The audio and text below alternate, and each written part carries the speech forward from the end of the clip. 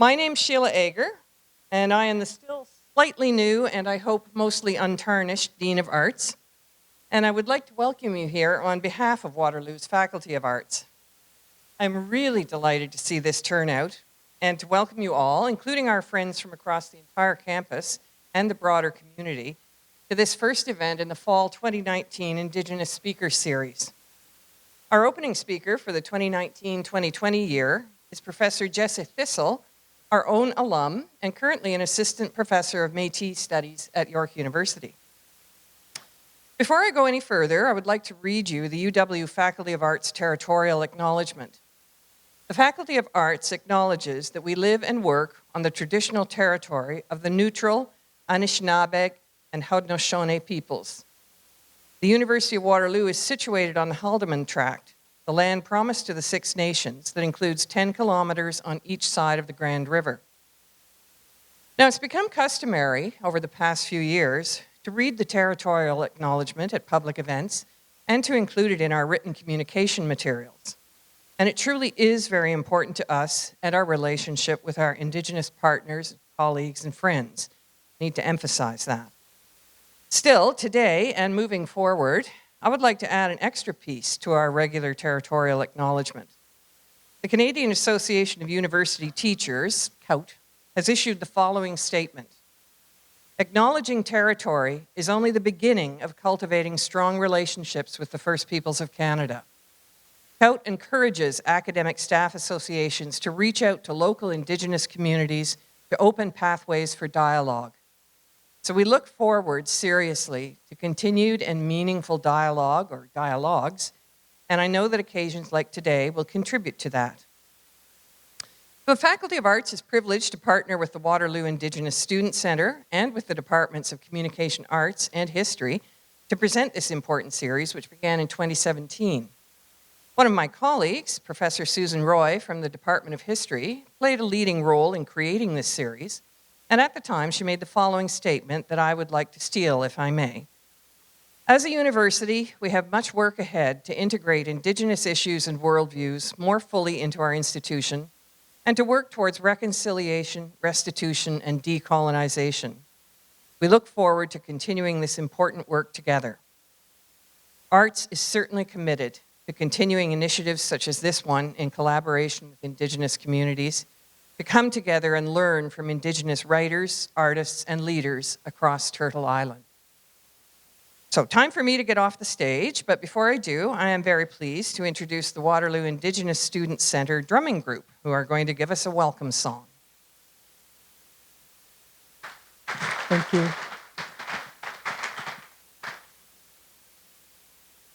Tanse Nia Laurie Campbell. Nia Two-Spirit, Nitapitiko Sasana Nagawi Muniawi Sakahikinik Treaty 6 Territory. I'm the director of the Waterloo Indigenous Student Centre, and we're going to, along with students and alum here, we're going to open today with a specific song, and it's a gratitude song. And it's a song that we specifically chose to just to show our gratitude that Jessie is here with us today. Not just here physically within this room, but that he's survived the things that he's survived to be able to share the important messages he has with us here today.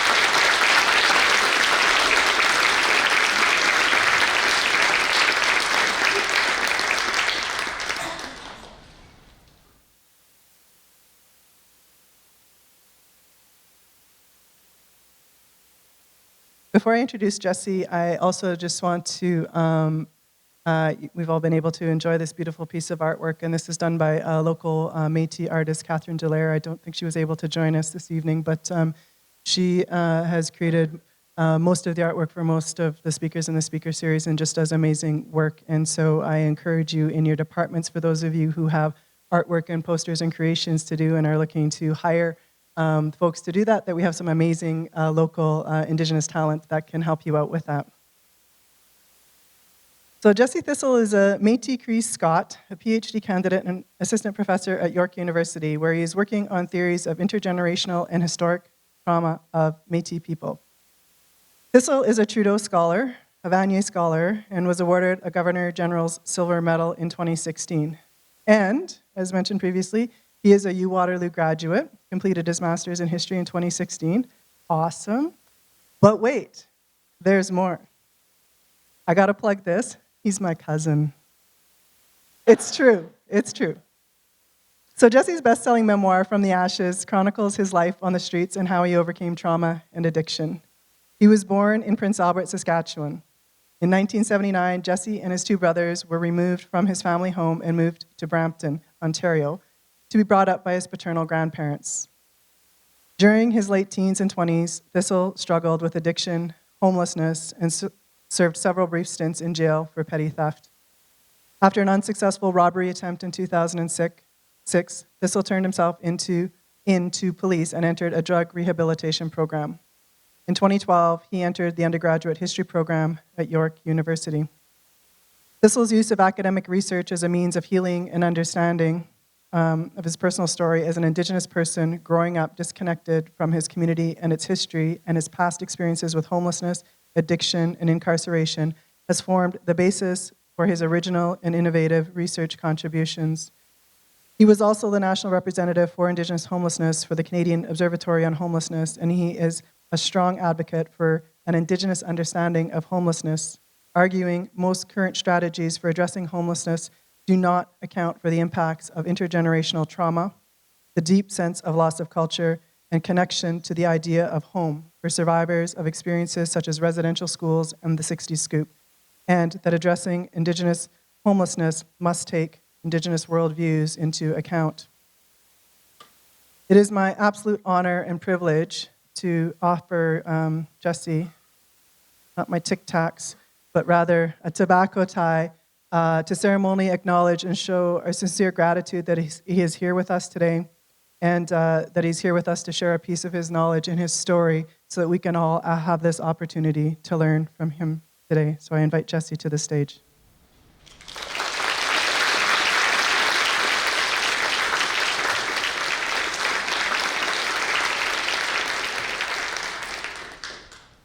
Check, check. Mic's on. I usually lecture in front of a lectern, so my belly sticks out. So I got my jacket on today to try and hide from my overeating problem. Life is good now, right? I got food. So yeah, I've kind of made my bones coming off the streets and into academia. And I was asked to speak here today, and I think I should share what I learned in my research, not in my life on the streets. So my work as a historian, which is significant in its own right. That's why I won all those awards. So my family's from the road allowance, Laurie's as well, and road allowances are strips of land that Métis came to live on after we stood up against the government of Canada during the Northwest Resistance. They're public strips of land where our communities formed because we didn't have treaty protection, we didn't have reserves, and we didn't fit into regular society, settler society in the early 20th century. And so we came to squat on the sides of the roads basically because nobody wanted that property, and we became forgotten over time.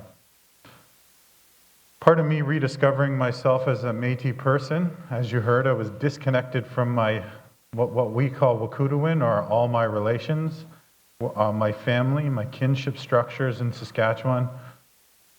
I was moved into Brampton, so part of that, me healing, and like really healing from my addictions and all the trauma that I experienced, I had to go back to Saskatchewan and reconnect with my family.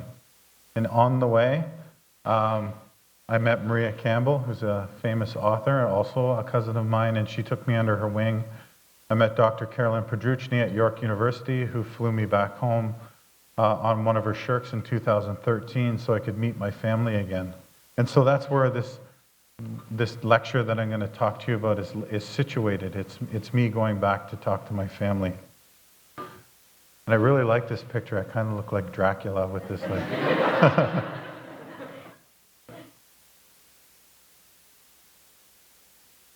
Okay. Alcide Morissette, Oral Histories of a Métis Man on the Prairies in the mid-20th Century. Alcide Morissette was a Michif man born July 20th, 1932, somewhere between Mattis and Debden, Saskatchewan, in a canvas tent on a long-gone cart trail. He died from cancer on March 31st, 2017, with his family by his side in an old age facility in Saskatoon. He was 85 years young. Alcide was my uncle and was the best natural storyteller I have ever encountered in my short career collecting oral histories from Métis and Cree elders all across Western Canada. All the tales Alcide told me and my research team, my mom, my Aunt Yvonne, and myself, remain the property of his family, who reside in Beardy's First Nations Reservation in Saskatchewan. I am merely a steward of their stories. It is my honor to preserve and interpret Alcide's mid-20th century Métis life through the oral histories he most graciously shared with us. It is a eulogy for a man who held vast knowledge about Métis people and who had the foresight to let me record it. The realist prose employed throughout these short vignettes are non-fiction literary, a kind of writing common in Italian microhistories. I used it to make the listener feel and understand not only Alcide's life as he lived it, but also how he told and remembered it as an old man. Also, I use non-fiction literary because it allows me, an Indigenous storyteller and historian, to best relay how I understood his life as it was told to me. Choices were made, sentences paraphrased and reordered, and flourishes added to enhance the emotional impact of Alcide's voice. But all the data is drawn from our interviews. Hopefully the stories will illuminate some of the daily activities of Michif men on the prairies in the mid-20th century. The first story, Horses, depicts Alcide and his grandfather, St. Pierre, as they transport a herd of horses to a white farmer near Rothsern, Saskatchewan. It is an oral history that helps illuminate Métis generational kin dynamics, as well as the equine training most Michif boys received in the 1930s and 40s. The next story, Alcide's first car, is set in 1948, when he was just 16 years old. Here, Alcide builds a fence for local Swedes who pay him $40 and a car. The narrative offers a window into the liberating effects mobility had in one Métis adolescent's life in the post-war era. The third story, The Digger Machine, is set in the early 1950s and sees Alcide venture out of his community for the first time, looking for work, and is primarily about the Métis' harsh labor conditions in the post-World War II period. It is, unfortunately, also a loss of innocence narrative, where he comes to understand that Métis life was expendable. The last story, Alcide's Fiddle, is when Alcide is old, and I see him for the last time in 2015, when his mind is no longer working. It is my way of capturing his essence the last time I saw him. In all these short vignettes, do not pretend to defend any incredible new discoveries, nor do they try to create any mythic heroes. They simply lay out one man's life, as historian John Brewer says good micro-histories must do, and lets the audience, you guys, decide what is significant or remarkable about this everyday Michif actor. Part 1, Horses, 1944. There was only two of us to start, Alcide said as he scratched his granite chin, recalling memories of his youth. His chin was remarkable, strong, chiseled, peppered with gray-black stubble, and decorated with a few random scars, likely from holding his own in some dust-up in his mid-20s. Yup, originally it was only me and my sister Bernadette, he said. We stayed on the cart trail there, just on the other side of Métis in Park Valley. I was born there in, 1932. We must have been there for about 5 years. Alcid's Michif accent was thick and magnetic. It pulled me in straight away, filled me with awe. I think I finally found a Michif. I reflected with glee. The old guy just said he was born on a cart trail. Images of Red River carts, teams of oxen and horses, roaming free bison, and of a time much older than Alcid himself danced across my brain. Alcid Morissette, I thought, is among the last of the old-timers, born and raised in a way now long gone. But I'm not that old, he interjected, as if he knew exactly what I was thinking. I'm only 82, and I'm talking about the 1920s and 30s. We did have some modern stuff back then, ice cream cars, civilization.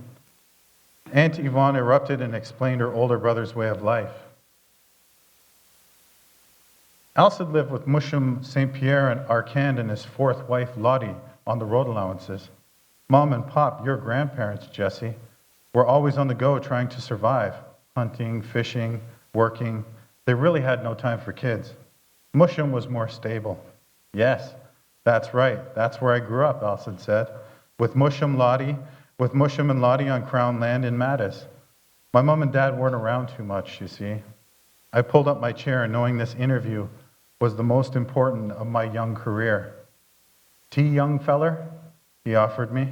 Sure, Uncle. I'd love some. Mom, Auntie? Yes, please, they said in unison, each staring at their iPhones. With that, Alcid turned from the kitchen table and shuffled swiftly across the linoleum floor like Yoda and Gandalf rolled into one. He put on a kettle, lined up 4 teacups, and broke out his best box of Red Rose. Alcid's kitchen in Beardy's First Nations reserve was bright, freshly painted, and full of old family photos. He, his wife Louise, 2 daughters, and a son hung on the wall in frames in various scenes. One picture had them in front of mountains, most likely taken in Vancouver, on a visit to see my Aunt Cecile. But most were set against the gentle backdrop of my people's homeland, the parkland of northern Saskatchewan.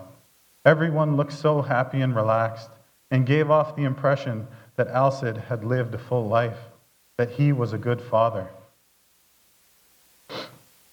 My research team, me, Auntie Yvonne, and Mom, found ourselves in Alcid's kitchen in June 2014 after we asked Métis and Cree elders who we should interview for historical information about the 1885 Northwest Resistance. Everyone always told us that Alcid Morissette, our very own kin member over in Duck Lake, had the best stories, and that he could give us the answers that we were looking for. They said his mind was still sharp, like a young man's, much better than other elders his age. So one day, Mom called Paulette, that's Alcid's daughter, who arranged for us to come and see him, and that's how we were in his kitchen with our recorded devices on, listening to the master storyteller himself. The teacups Alcid placed in front of us looked like they were from IKEA or something. White, narrow at the bottom, brimming with lifeless monotony and cheap Scandinavian design. I watched as my tea bag steeped and drifted aimlessly, bumping against the side of my cup, releasing itself in the stillness of the boiling water. Milk, cream, sugar? Alcid offered as he pushed the condiment containers in front of us. This last gesture was his real invitation into his storied world, a motion telling us that we were now welcome and visiting in the true Métis way. Oh, when I was 12, he began, I rode a stallion and a team of horses right from Whitefish Lake down to here in Duck Lake. It took us 3 days, Mushum and I. He rode in a buggy and I on a horse. Alcid looked down at his aged hands, opening and closing them. wondering if they still possessed the youthful vigor they had on that voyage with his grandfather. We stopped after the first night, he said, this side of Canwood. We took the old highway. That's where we pitched our tent and had a little sleep there. Aunt Yvonne just nodded, picturing her eldest brother and grandfather huddled around a midnight Saskatchewan fire, sipping on tea like we were now doing in his kitchen. My mom looked up to catch Elsa's story, but she was busy fiddling with the broken video camera I'd pointlessly dragged from Toronto. She gave up soon afterwards. The camera remained idle for the rest of my trip. Yes, come morning, Elsa said, I rode that Black Stallion, and every time I met another horse on the road, it went crazy and bucked all over the place, legs kicking wildly into the air. But you see, back in those days, I was a real cowboy. So, Aunt Yvonne interrupted rudely, it didn't bother you that the stallion was wild and it could have killed you? Her interjection was not so much bad manners, though, more like a kid who's caught in the throes of a great story and can't help themselves from squealing. Elsa knew then that he had the three of us hooked. That's right, it didn't bother me one bit.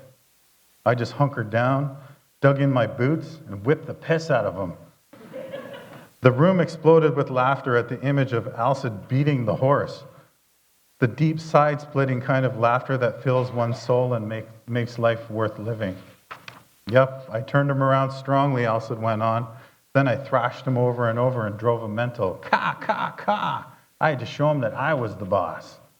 Oh, he reared up and tried to buck me off, all right. But I had this little army saddle and there was a handle on it. That kept me on. I guess I was about 12 years old, somewhere around that age. You see, St. Pierre taught me how to break horses. That's what we did. As Elsa spoke of taming the stallion, he gripped his right hand around the imaginary army saddle between his legs, and he waved his other hand around his head with a pretend cowboy hat, like a bronco rider at the Calgary Stampede. I saw then the rugged mischief boy he once was. His clever eyes glinted in the kitchen light. I rode all the way down to the lake here and then into the horse hall, he said. That's where me and Grandpa sold them horses to some white farmer. And you know what? I didn't even get 25 cents. Elsa said, half smiling, half frowning, revealing the utter disbelief he felt towards his musham's stingy business practices. Grandpa ripped you off? Oh, he was a dirty bugger, wasn't he? Aunt Yvonne said. He sure was. The cheapskate, Elsa just said, and he sat at the kitchen table, palms up, jaw wide open, waiting for payment that was now some 70 years overdue. Can you imagine? His eyes and mouth still wide open in shock that my dear old grandpa did that to me? We giggled at his expression. Elsa then collected himself, cracked a sideways grin, like he held a shock of prairie grass between his teeth, and delighted in his final thought. You know, he said, the old man did teach me about horses, and pretty good too. So I guess I ain't that mad at him, but I still want my 25 cents, damn it. That's the guy who ripped him off. Elsa's first car, 1948. It was a hard life back then, Elsa imparted. We only had horses. There were no cars. He rocked back and forth in his chair, as if remembering the hardship of the road allowances. Me, Aunt Yvonne, and my mom just looked at each other and felt bad that we couldn't do anything to protect him from the harmful memories of tuberculosis, back-breaking work, and government neglect that held him and our people in perpetual poverty in the mid-20th century. Do you want me to stop, Uncle? It's okay. I tried to comfort him, but it only made him angry. No, damn it. This is what happened, and they gotta know the goddamn truth, he said. The fury that colored his eyes, I knew, was the same fighting spirit that had allowed him to endure all those hard years. I remember back when I saw the same look in my mother's eyes whenever she talked about life in Erin Ferry road allowance, or when she recalled being teased at school for bringing rabbit heads for lunch. She and her siblings always wanted to eat the fancy white breaded sandwiches that the French kids ate, but they never got the chance. All they got in their gunny sacks was bannock, roasted animal heads, and a world of prejudice, teasing and shame. Sometimes they even got split lips and black eyes. But that all changed for me, Alcid exclaimed suddenly, breaking out of his trance, because I went and worked for the Swede. He closed his eyes and clasped his hands together as if praying, as if savoring a sweet memory. He filled his lungs with air and released it slowly, his head bowed in reverent thanks. He looked up with a toothy smile. One day, Alcid continued, at the end of summer, the Swede gave me a car.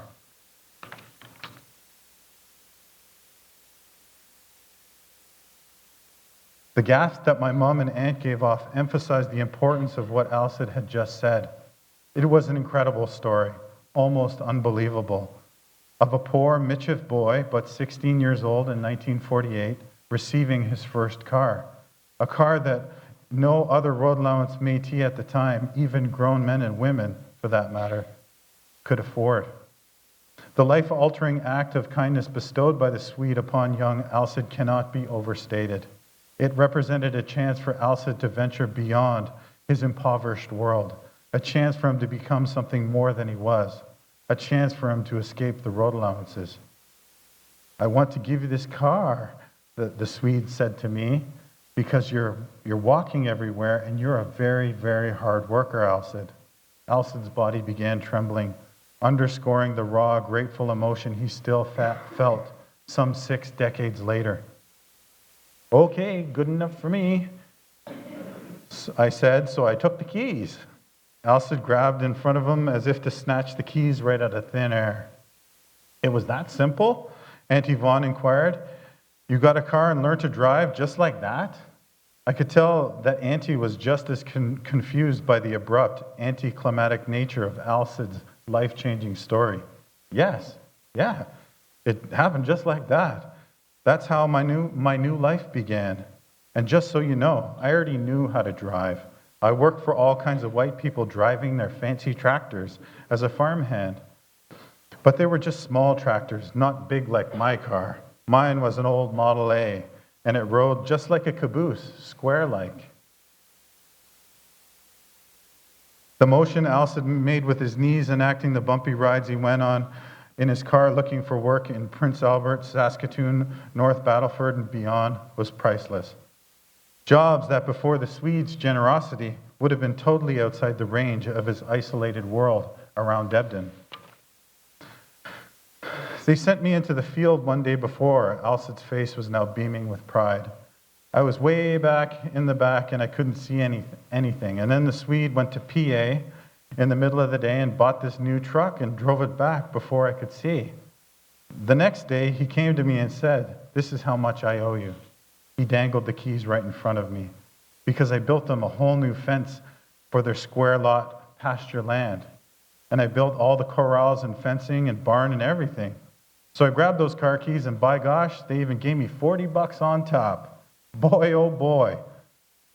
When I started it up, it went rum, rum, rum, rum. And by gosh, I put it in first gear, then second gear, then high gear, then drove it straight to Debden and bought myself 10 glasses of beer. As Alcid said this last bit, he rubbed his stomach and smacked his lips and chuckled to himself. The taste of those 1948 beers still fresh on his tongue.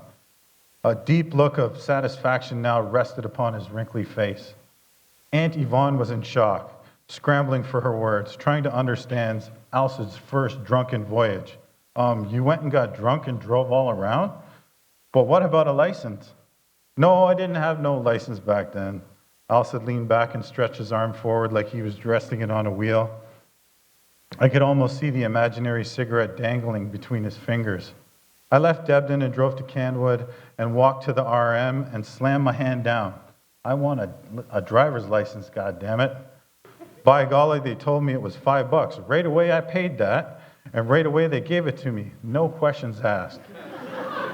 Then I bought the plates for my car. That cost $15. That's a lot of money in them days. I went to the gas station and filled it plumb full and then drove back to Debden and drank 5 more beers and cruised around all day until 10 p.m. Afterwards, I saw my brother-in-law, Bud Barone, walking down Railroad Street. And he told me about a dance in Eldred at Alec Isbister's party. Alec was a good guy, and there were girls there, so off we went. Story number 3, The Digger Machine, 1954. Big River was the place to go to work for back then, Alcid said as he recalled memories of his early 20s and the jobs he could now reach thanks to his Model A. I drove up there and got work for 6 months on the CNR rail for a section foreman, he said. Alcid's recollection reminded me of stories I'd heard from Uncle Paul of how Grandpa Jeremy worked setting ties for the railway in the 1950s. I wondered if Uncle Alcid had worked beside his father then. The sharp ting of a sledgehammer striking a railway tie echoed in my ear, and the smell of creosote filled my nostrils. One missed strike, I thought, and your arm or hand would be mangled for life. That sure was a dangerous job, Alcid said as he rubbed what appeared to be a disfigured wrist. Luckily, I wasn't there too long. When the power chainsaw came out, I, along with the other half-breeds, started cutting pulpwood. I searched Alcid's body for past lumberjack experience and saw that his chest and biceps, even at his age, were more muscular than mine, which is not saying much, actually. His hands, too, looked powerful, like swollen catcher's mitts, chewed up by a mangy junkyard dog. I bet he could kill me in an arm wrestle.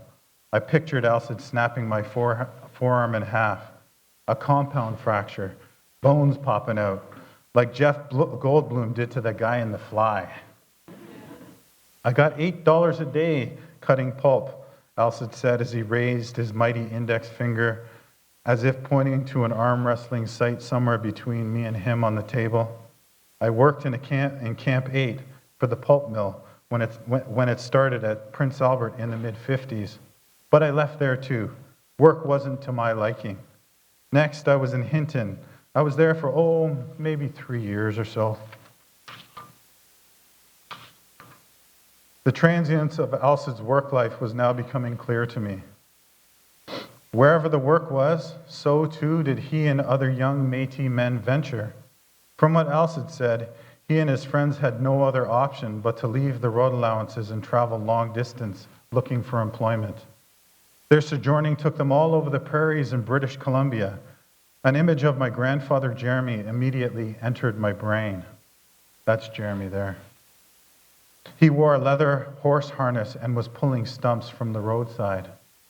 Uncle Paul had told me that stump pulling was something Grandpa was forced to do regularly for a relief check from Mr. Thistle, the man in charge of the Canwood RM. According to Uncle Paul, Thistle ran the RM with an iron fist, and any man who failed to work under his relief program was denied help from the government. Some Métis families, from what Paul had said, had even starved under the tyrant. If you didn't pull stumps like a horse, beautify the local golf course, or clear the highway of brush and make it look pretty, you got no relief check, period. Grandpa Jeremy, it appears, couldn't risk starvation. With his large family of 8 kids and wife Nancy eking out on Erin Ferry road allowance. They depended on him to eat. I knew this. Once when I asked my Auntie Joey about it all, she began crying uncontrollably, recalling images of her emaciated dad, humiliated, all harnessed up like a Clydesdale, pulling stumps for the government for pennies. Those Métis men, Auntie Joey sobbed, they were treated like livestock.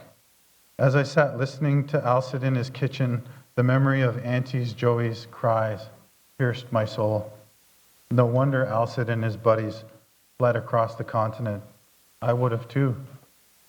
I left Hinton, Alcid said, trying to lasso me back into the conversation, because the work ended there. Then I went to High Prairie and I got a job on an oil rig. There was a long pause in his speech. The look on Alcid's face changed, as if he was about to tell me something really, really important. He furrowed his brow in deep concentration as tears formed in the corner of his milky eyes. One day, while I was working on the rig, a Métis guy lost his balance and fell through the digger machine. Alcid's mouth quivered and silence hung heavy in the room. My heart hurt for my uncle. We were putting in a pipeline, and that accident, that was too much for me. It scared the heck out of me to see the grinder wheels all covered with blood, all red. I could see a head in there. It was all demolished.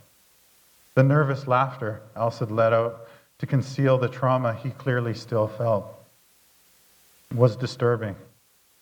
My mom leaned over and rubbed her brother's shoulder. I just about passed out, Blanche, he said, tears cascading down his cheeks, his voice now a whisper of emotion. I wandered off the job site, somewhere, anywhere, and stood completely still for an entire day, just like a statue. I was in shock. Somehow I made it to the liquor store and bought myself a bottle of vodka, and I sat underneath that tree and started drinking slowly, slowly, slowly, trying to forget what I'd just seen. Alcid's thumb touched against his lips and he pitched his head back like he was swilling a bottle of vodka. He looked me right in the eye, the look of a petrified man. I just sat there drinking from morning until night until I couldn't walk. I probably fell asleep on the ground. I can't remember anymore. When I came to, I got up and drove to the office and told them I quit. It was too much for me, seeing that we were expendable labor and everything. So I drove back to Debden. It took me an entire year to get over that. So those are stories from the first time that I talked to him when his mind was still working. You never know when you're talking to elders when their minds will go and how valuable their life stories are when you are talking to them. So I went back the next year, and he wasn't the same person. I think dementia had set in, so it's called Alcid's Fiddle. Oh, I don't remember too much, said Alcid. Not anymore. Now 84, as he furrowed his brow in frustration, his eyes searching the kitchen wall, trying to recollect any stories of his cookum and mushum in Métis in Victoire, Saskatchewan. I could almost see the smoke coming out his ears as he strained to tell me and my mother, Blanche Morissette, something meaningful. Yeah, fella, I'm sorry. I ain't got nothing this time. My brain pan ain't working like it used to. That's a long time ago, you know. His intonation and syntax was slow and meaningful and colored with that beautiful Michif accent that only came from northern Saskatchewan Métis peoples. No worries, Uncle, next time. I tried to wrap him up in my soft words to assure him that it was okay. He just nodded at me through his 1980s mafia-style Inac glasses, the brown-rimmed Coke bottle kind that Uncle Junior from Sopranos used to wear. I need to go pee, he said as he pushed himself up wobbly-armed from the kitchen table. Excuse me 1 minute. As his skinny frame drifted into the hallway, I remembered back to 2014 on my last research trip when I came to visit him in his home in Beardy's reservation. That June, the stories he'd heard from his elders of the 1885 resistance had leapt off his lips. But now, a year later, his mind was forgetful, weakened no doubt by the loss of his wife only 6 months prior, and the chemotherapy radiation that now coursed through his ancient veins. The massive bushman's frame he had had the last time I saw him was reduced to an old man's body beat up by time. His emaciated torso swimming in his plaid shirt and jeans, his leather belt hung loose and low around his bony waist. His hands, however, remained meaty and robust, almost twice the size of mine. His fingers were thick and calloused, and he looked as if he was still working, and his thumb resembled a Polish sausage that bent purposely and powerfully in the middle. These were laborer's hands, I thought, and if his mind has failed him, his hands sure haven't. Alcid's bare paws told me that he'd lived a life of poverty and hard work, one of picking rocks, pulping lumber, cutting brush, pulling stumps, and planting fence posts for white people all across Saskatchewan, just like he had said the year before. But somehow, through all the drudgery, he remained resilient. Somehow, he'd survived. I felt proud to have come from such a hardy people. I do have one thing to show you before you leave, he said as he re-entered the room and interrupted my thoughts, his eyes suddenly full of energy and life. It's my fiddle. Hold on a second while I go get it. With that, Elsa darted out of the room with incredible speed around the corner and re-emerged, clutching his prized instrument. It looked rough and unvarnished, like some forgotten piece of Métis folk art. It looked like Elsa himself. Back in '47, when I was 15, I took a block of wood and my jackknife, he said with a grin, and I made this fiddle. I did it so I could go play for the millionaires near Big River. So many of those Americans would come up to hunt and fish in the summer, and us Michif would go down and play for them, and they'd fill our cowboy hats full of money. Son of a gun, I can just see it now. As he said this, he formed his arms into a wide circle, outlining the brim of his imaginary Stetson hat filled with cash. He looked down upon his ephemeral hoard. Boy, oh boy, he exclaimed. The laugh that bellowed forth from his lungs filled the room with so much joy I could hardly contain myself. I whipped out my camera to capture the moment. Sensing one last chance to perform, Alcid immediately broke into a reel, his frail arms and stout fingers trying their best to keep up with his young heart. His tune, however, wasn't so good anymore. It was scratchy and slow and out of key, but that didn't stop him. Moreover, we, his audience, me and my mom, we didn't care. It wasn't about how technical his skill was or how good it sounded. It was about how it made us feel. And in this regard, it was one of the most beautiful things I'd ever heard in my whole life. Watching Alcid play that day, I realized that the years of labor along the road allowances might have hardened his hands and crippled his body, but it hadn't made him angry or bitter. Nope. And I assumed it's because of the strength of his soul that had been tempered long ago playing music with his Arcand, Goodry, Campbell, and Villeneuve cousins in Métis, Jackson Lake, Park Valley, and Erin Ferry road allowances. And it was by this craft that he kept his youth and spirit all these years, a treasure he now shared freely with us in his kitchen on this very day. Can you play it?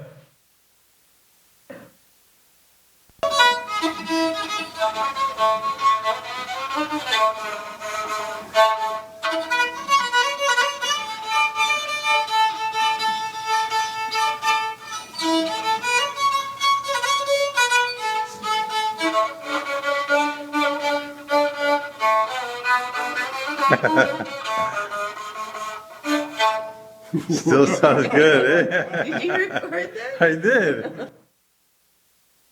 And that's the only recording of him playing. He was a master violin player, fiddle player. So, what am I doing with these stories? This is where I get to the analysis of what I do as a historian and storyteller. The above stories are examples of literary microhistory done in the Italian style. I have, of course, employed it to highlight my own research on Métis road allowance life in the 20th century, post-1945.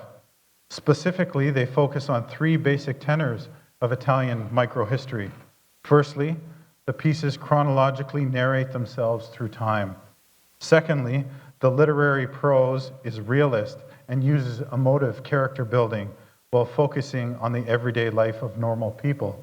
And thirdly, the narration is self-reflexive and explicitly situates me, the author, in the work. The first component of Italian microhistory employed herein is narrative. Narration implies a story told chronologically through time. Italian scholar Carlo Ginzburg describes microhistoria's use of storytelling as a literary narrative, as an expression typically teleological in the linear history of small events, told by an omnipresent historian narrator who unveils the slightest details of individuals, social groups, or states. Accordingly, within these stories, there were three competing streams of time as told by me, the omnipresent historian narrator. The first narrative of time is the longue durée of Alcid's life, from his youth along the road allowances in the 1940s and 50s, to his days as a wage laborer in the prime of his life in the 60s and 70s, to his old age in the present. The second time frame is when I, A, saw Alcid in June 2014 and he was healthy and remembered things, to when he was B, forgetful in June 2015 when I recorded him playing the fiddle. The last chronology of time in the stories is the stasis of time, or an anti-narrative of time, revealed at the end of the story, which ties together the three competing narratives. Alcid's music, his hands, and the fiddle itself are all portrayed as essentially timeless. Music produced with his ageless hands and his fiddle, was given special cultural meaning. It preserved his soul and was shown to be more important to Alcid than remembering the 1885 resistance or his lifelong labor along the road allowances, and certainly more important than my research. The second facet of Italian microhistoria deployed in Alcid's life stories centers on the use of emotive literary prose when constructing the small history of his everyday life. Ginsberg states that Italian microhistory always focuses on the small details of characters by using ornate realist prose. He notes this kind of historical writing permits the reader to enter into a relationship of special intimacy with the personages depicted and lets them participate directly in their lives. Basically, Ginsberg is arguing that realist prose allows the reader to feel and understand the relatively insignificant historical characters within microhistories, as we would understand, say, the grand characters in Tolstoy's epic novel, War and Peace. On this last note, outside of his family and friends, Alcid is relatively unimportant and/or unknown in the history of Canada. He is by no means a great man or a significant person in the classic sense of the political or social histories of yesteryear. Centering on his life then and the mundane, repetitive minutiae in it, his kitchen, work habits, clothes, family, fiddle music, etc., thus solidly situates the historical piece as a regional microhistory of northern Saskatchewan, its Métis people and communities generally, and Alcid and his home specifically. The Métis communities of Jackson Lake, Métis, Erin Ferry, Park Valley, and Duck Lake are all mentioned, albeit only briefly, due to the restrictive page space of this talk.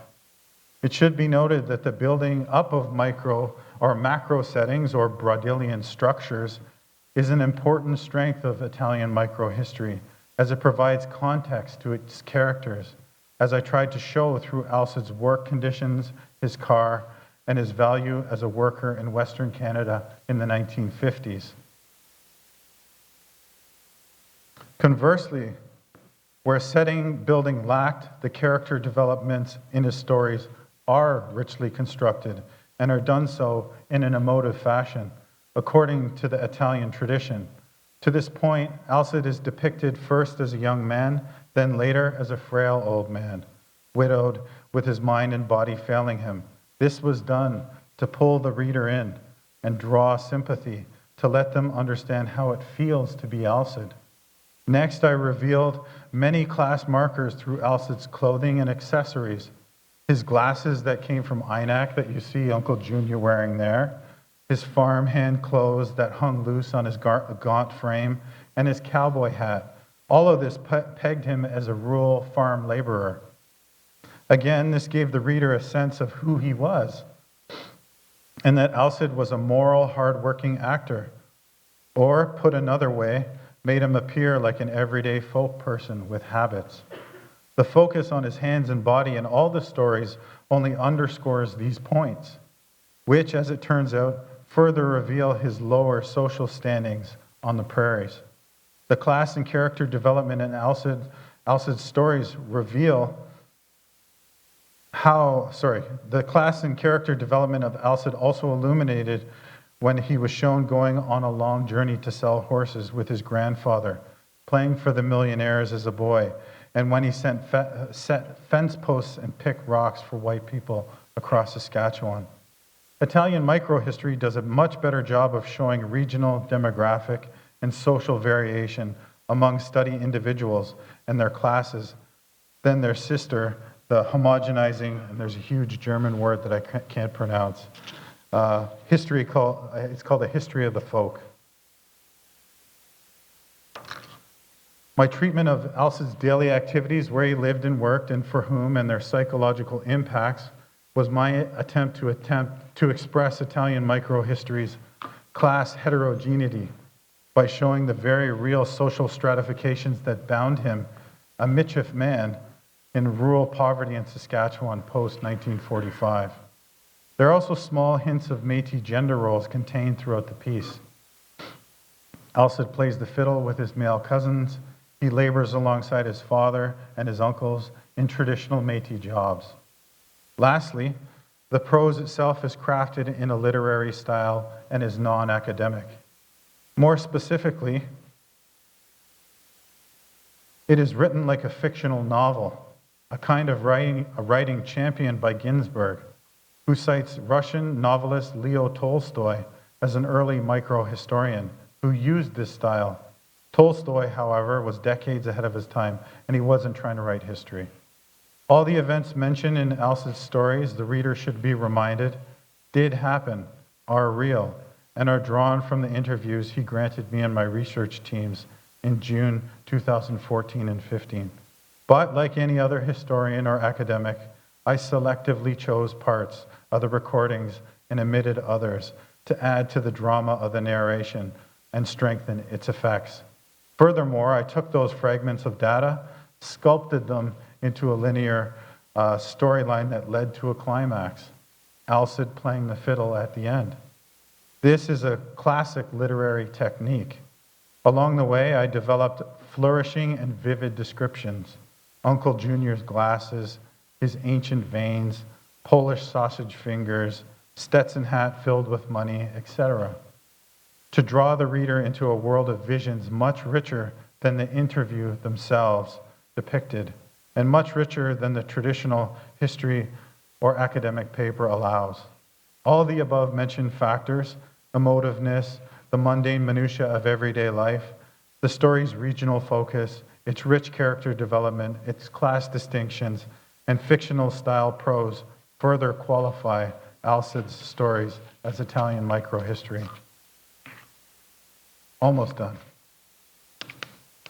The final way we can see that these vignettes are works of Italian microhistory is the reflexive prose of the author, of the way I'm thinking through it. Italian microhistory, according to Ginsberg, clearly shows the thought process of the author, as well as situates them within the work itself. Ginsberg underscores this by stating that Italian microhistory must outline the hypothesis, the doubts, the uncertainties of the author. Basically, the text must show the author thinking about what they are writing and how they came to their conclusions. The lines, if his mind has failed him, his hands surely haven't. And I realized the years of labor along the road allowances might have hardened his hands and crippled his body, but it hadn't made him bitter or angry, are but two examples of my reflective thought process throughout the piece. In fact, the work is filled with arbitrary conclusions and value judgments that I, the first-person narrator, placed upon Alcid and his life. Who knows? I may be wrong in assuming that hard labor crippled his body and that his mind had failed him because he lost his wife and was undergoing chemotherapy sessions. Perhaps it was just time and age that crippled Alcid, not hard work. And perhaps he'd just gotten up from a nap and was disoriented, and that was why he couldn't remember anything. Perhaps he just needed some time to catch his bearings. Through these alternative conclusions, it is easy to see how I made calculated and explicit assertions in the stories, and how ultimately they became part of my narrative. Another reflexive assumption I clearly make between the stories refers to Alsa's hands. These were laborers' hands, I said. And they told me he'd live a life of poverty and hard work. In fact, the whole narrative is constructed around this assumption about how hard Alcid works on the road allowances after 1945, a premise, I conclude, because his torso has dwindled from chemotherapy, yet his hands remain meaty and robust. The physical evidence of Alcid playing the fiddle in front of me, however, stands in complete opposition to my hard work makes big hands thesis.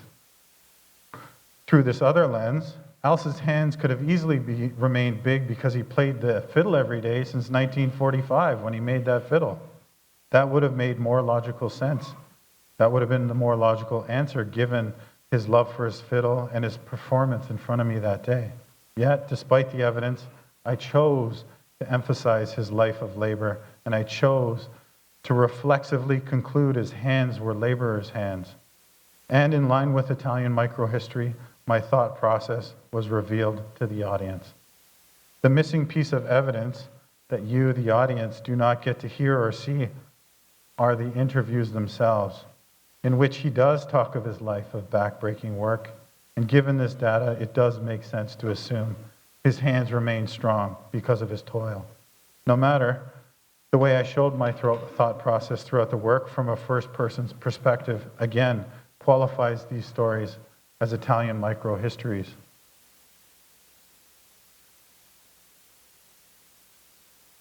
So this is what I do, This is what I do as both a historian and writer. And this is what I do as an Indigenous storyteller and scholar. It is my hope, my little talk, showcased how powerful this cross-disciplinary approach to history can be using oral testimony, Italian microhistory, literary techniques, and field research when writing the histories of unrecorded or everyday elders out in the field. And it's my duty, I think, as an Indigenous storyteller to record these stories and tell them to audiences to you here today, because you now know my uncle, and he's remembered, and really this was a eulogy to my uncle, so rest in peace, Uncle Alcid. Thank you for listening.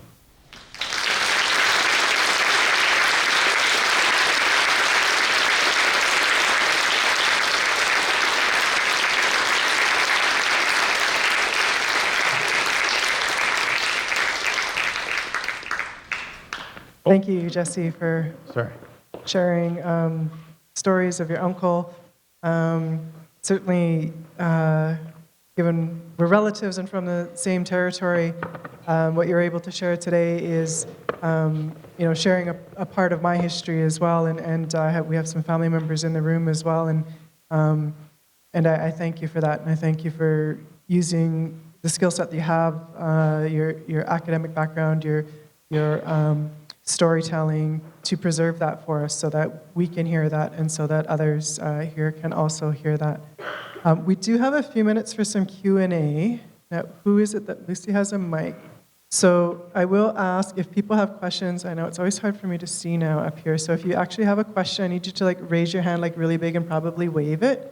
Okay, we have one right at the back there. Shannon.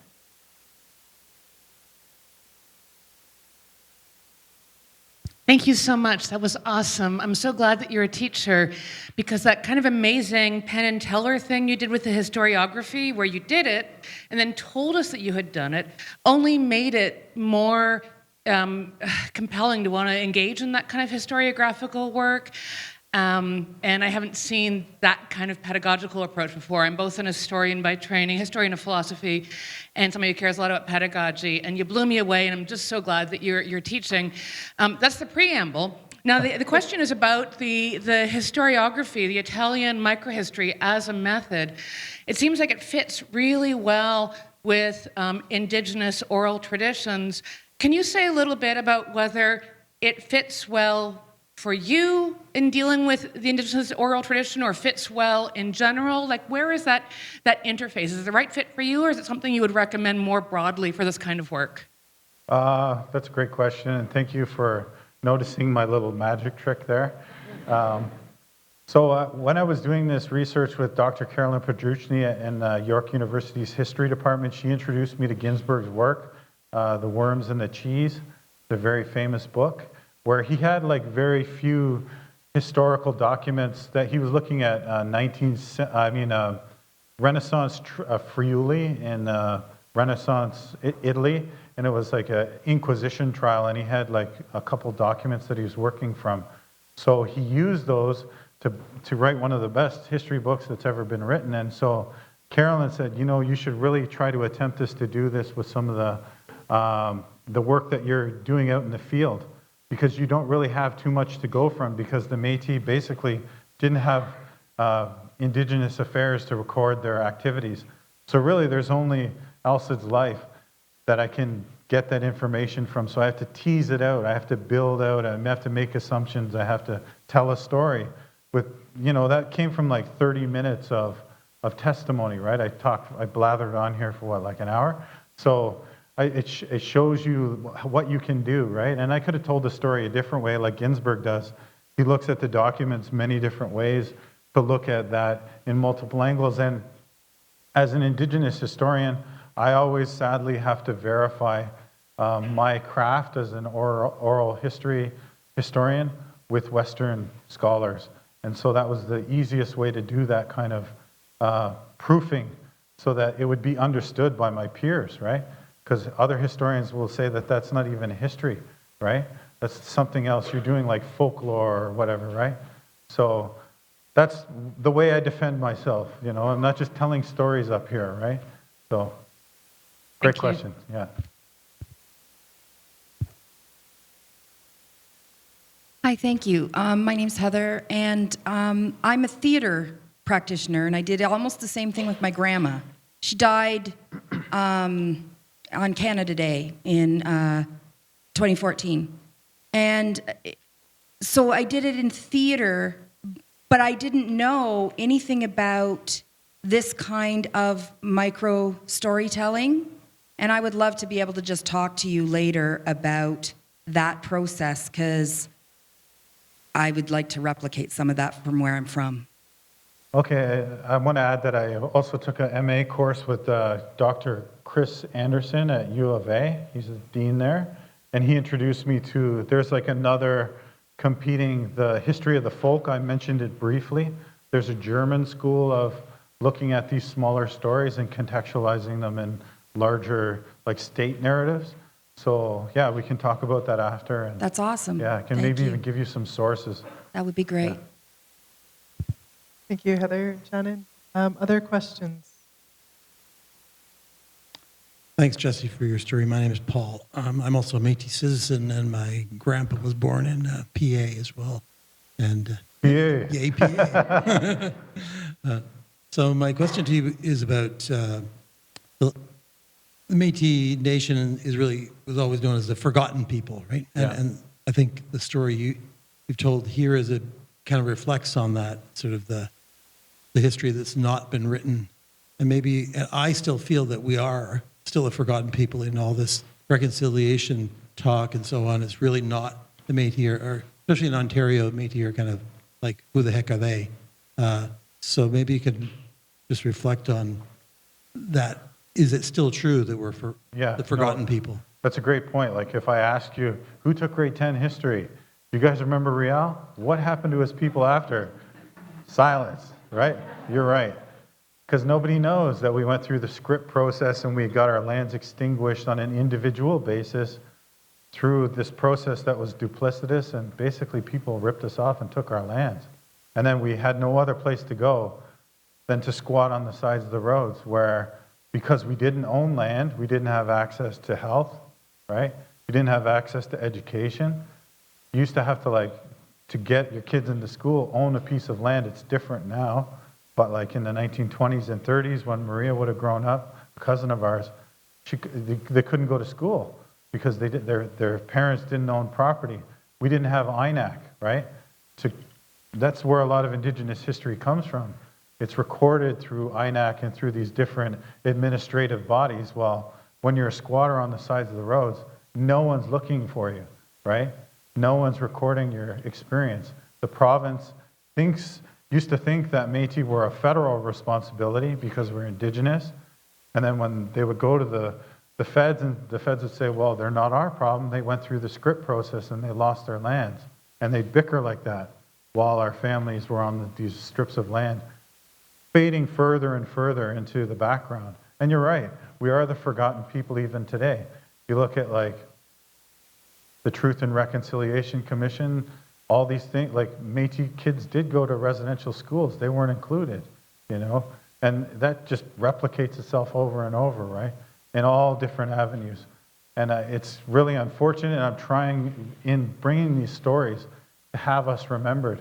Because if I didn't go talk to my Uncle Alcid, you guys wouldn't hear this, and he would have just died, right? Like, it's sad, like, it gets me choked up every time I hear him playing the fiddle. That's the only recorded instance of this man who in his youth was a master fiddle player. He was like better than Johnny Arcand, apparently. But no one knows that because he's just forgotten, like our people. So I'm trying to like assert myself as a Métis person, as well as assert the everyday actors of my ancestors back into the narrative of Canada by going and doing this work. So yeah, sorry, I got a little worked up there about that answer, but Thank you. Even for those of you who may have heard about the 60 Scoop apology and the 60 Scoop settlement that came out, that's another thing that Métis 60 Scoop survivors are left out of, because the government decided that it would only go with status Indigenous people for that, or First Nation people, and their reasoning was that they said that they did not know who the Métis kids were. And for any of you that do know a little bit about my story, I spent 25 years tracking down paperwork, and I do actually have government letters that tell me exactly who I am, and from social services that do indicate that I'm Cree Métis. And so that documentation does exist. It was just a matter of whether or not the government was going to choose to go through files and find that out. But it's just another example of sort of being left out of that picture and that national narrative and government obligations, but the greater public doesn't particularly know about. INAC stands for, some people Indigenous Affairs, and it keeps changing its name every 2 years, but I know it as Indigenous Affairs, and there's two arms of it. Yeah, so essentially it's the government department area, the government Indian agent that's responsible for directing our lives. Right, yeah. Are there any other questions?